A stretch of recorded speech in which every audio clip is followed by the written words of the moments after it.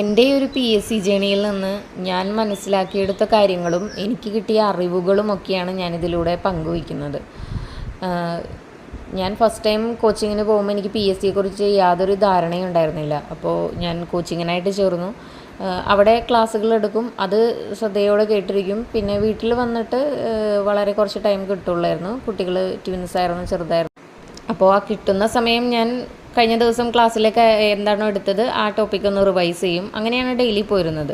അപ്പോൾ അന്നൊക്കെ ഞാൻ വിചാരിച്ചിരുന്നത് ഒരു റാങ്ക് ഫയൽ വാങ്ങിച്ചിട്ട് അത് നമ്മൾ കംപ്ലീറ്റ് പഠിച്ചു കഴിഞ്ഞാൽ നമുക്ക് എന്തായാലും മെയിൻ ലിസ്റ്റിലെത്താൻ പറ്റും, നല്ലൊരു റാങ്കിലെത്തി ജോലി നേടാൻ പറ്റും എന്നാണ് വിചാരിച്ചിരുന്നത്.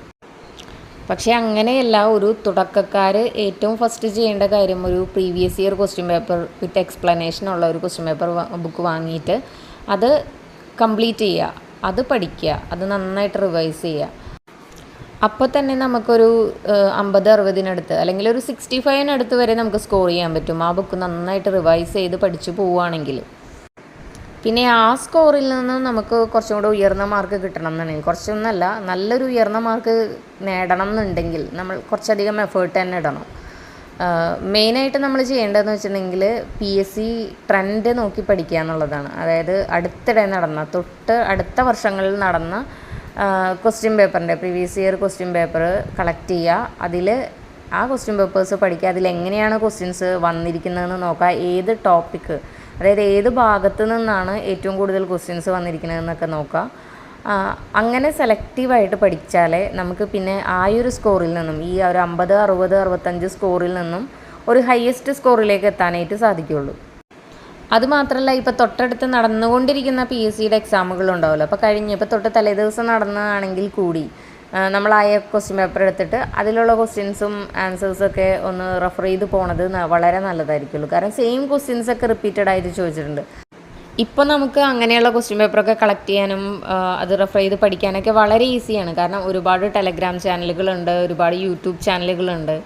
അപ്പോൾ ടെലഗ്രാമിൽ ഞാൻ അതിന് വേണ്ടിയിട്ട് റെഫർ ചെയ്യുന്ന ഒരു ചാനലാണ് പ്രയാണം ഇന്നലകളിലൂടെ എന്ന് പറഞ്ഞിട്ട്.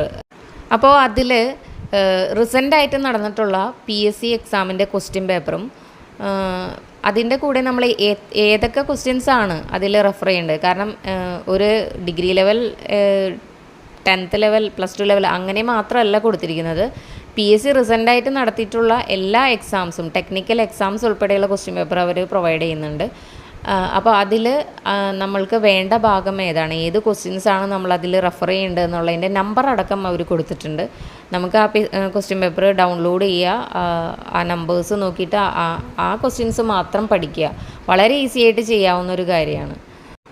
ഇങ്ങനെ റീസെൻ്റായിട്ടുള്ള ക്വസ്റ്റ്യൻ പേപ്പേഴ്സ് നമ്മളിങ്ങനെ ഡെയിലി റെഫർ ചെയ്തുകൊണ്ടിരിക്കുമ്പോൾ നമുക്ക് PSCയുടെ ട്രെൻഡ് എന്താണെന്ന് മനസ്സിലാവും. ഏതാണ് ഇമ്പോർട്ടൻ്റ് ആയിട്ട് ചോദിക്കുന്ന ടോപ്പിക്ക്, അതുപോലെ current affairs questions, English, maths, അങ്ങനെ എല്ലാത്തിനും നമുക്കൊരു PSCയുടെ ട്രെൻഡ് എന്താണെന്ന് മനസ്സിലാക്കാനായിട്ട് സാധിക്കും.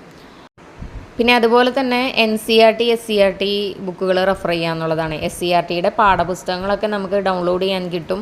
അതുകൂടാതെ ഒരുപാട് ചാനലുകളിൽ അതിൻ്റെ ക്വസ്റ്റ്യൻസ് ആയിട്ട് കൊടുക്കുന്നുണ്ട്, പോൾസ് ആയിട്ട് ചെയ്യാൻ പറ്റും. അങ്ങനെ ഒരുപാട് സോഴ്സസ് ഇന്ന് അവൈലബിൾ ആണ്. നമുക്ക് ഒന്നിനും തിരഞ്ഞു നടക്കേണ്ട ആവശ്യമില്ല, പഠിച്ചാൽ മാത്രം മതി. അപ്പോൾ നമ്മൾ സെലക്റ്റീവായിട്ട് പഠിക്കുക എന്നുള്ളതാണ് ചെയ്യേണ്ടത്. സ്മാർട്ട് വർക്കും ഹാർഡ് വർക്കും വേണം, അതോടൊപ്പം സ്മാർട്ട് വർക്കും വേണം. അങ്ങനെ ഇമ്പോർട്ടൻറ്റ് ടോപ്പിക്സ് കൂടെ നമ്മൾ കവർ ചെയ്ത് പോവുകയാണെങ്കിൽ നമുക്ക് നല്ല സ്കോർ ചെയ്യാൻ പറ്റും. റിവിഷൻ മസ്റ്റാണ്. റിവിഷൻ നമ്മൾ നന്നായിട്ട് ചെയ്തു പോകണം. ഇത്രയും പഠിച്ചാൽ മാത്രം പോരാ, അത് നന്നായിട്ട് തന്നെ റിവൈസ് ചെയ്ത് പോകണം. അപ്പോൾ അതിന് കറക്റ്റായിട്ടുള്ളൊരു ടൈം ടേബിൾ നമ്മൾക്ക് അവൈലബിൾ ആയിട്ടുള്ള ടൈം അനുസരിച്ചിട്ട് കറക്റ്റായിട്ടൊരു ടൈം ടേബിൾ ഉണ്ടാക്കുക, എന്നിട്ട് അതനുസരിച്ചിട്ട് മുന്നോട്ട് പോവുക. ഞാൻ ഈ ഇമ്പോർട്ടൻ്റ് ആയിട്ടുള്ള ടോപ്പിക്കുകളുടെ ക്ലാസ് റെഫർ ചെയ്യാനായിട്ട് യൂസ് ചെയ്യുന്നത് ടെലഗ്രാമിലെ PSC കോർണറിൻ്റെ ചാനലാണ്. അപ്പോൾ അതിൽ ഡീറ്റെയിൽഡ് ആയിട്ടുള്ള വോയിസ് ക്ലാസ്സസും പിന്നെ PDF ഒക്കെ അവൈലബിൾ ആണ്. നിങ്ങൾക്കും അപ്പോൾ അതുപോലെ സെലക്റ്റീവായിട്ട് ഇപ്പോൾ ഒരു കോച്ചിങ്ങിന് പോവാതെ തന്നെ നമുക്ക് പഠിക്കാനുള്ള സോഴ്സുകൾ അവൈലബിൾ ആണ്. നമ്മൾ ടൈം കണ്ടെത്തി പഠിക്കാമെന്ന് മാത്രമാണ് ചെയ്യേണ്ടത്. പല തവണ നമ്മൾ ഡീമോട്ടിവേറ്റ് ആയിട്ട് പോവും, പക്ഷേ അത് നമുക്ക് തന്നെ മാറ്റിയെടുക്കാവുന്നതേ ഉള്ളൂ. നമ്മളൊന്നാലോചിച്ചാൽ മതി, നമ്മൾ എന്തിനു വേണ്ടിയിട്ടാണ് ഈ മുന്നിട്ടിറങ്ങിയിരിക്കുന്നത്. അത് ഇടയിൽ വെച്ച് നിർത്തിപ്പോവാനുള്ളതാണെങ്കിൽ നിർത്താനാണെങ്കിൽ അതങ്ങനെ കംപ്ലീറ്റ് ആയിട്ട് നിർത്തിപ്പോവുക. അല്ലാതെ ഇങ്ങനെ കുറച്ച് പഠിച്ച് പിറ്റേ ദിവസം പഠിക്കാതെ അങ്ങനെ മുന്നോട്ട് പോയിട്ട് കാര്യമില്ല. അപ്പോൾ നമ്മൾ ഡെയിലി കൺസിസ്റ്റൻ്റ് ആയിട്ട് പഠിക്കുക. ഇടയിൽ ചില ദിവസങ്ങളൊക്കെ നമുക്ക് മൂഡ് ഓഫ് ആയിട്ടുള്ള ദിവസങ്ങളുണ്ടാവും. അങ്ങനെയുള്ള ദിവസങ്ങളിൽ നമ്മളധികം ഫോഴ്സ് ചെയ്യാതെ ഇഷ്ടപ്പെട്ട കാര്യങ്ങളൊക്കെ ചെയ്ത് മൈൻഡ് ഹാപ്പിയാക്കി നിർത്താനായിട്ടാണ് നമ്മൾ ശ്രമിക്കേണ്ടത്.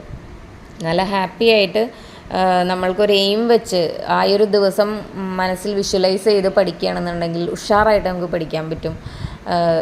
നമ്മുടെ ലൈഫ് തന്നെ മാറ്റിമറിക്കാൻ പോകുന്നൊരു ദിവസമാണ് ആ ഒരു അഡ്വൈസ് കയ്യിൽ കിട്ടുന്ന ദിവസം എന്ന് പറയുന്നത്.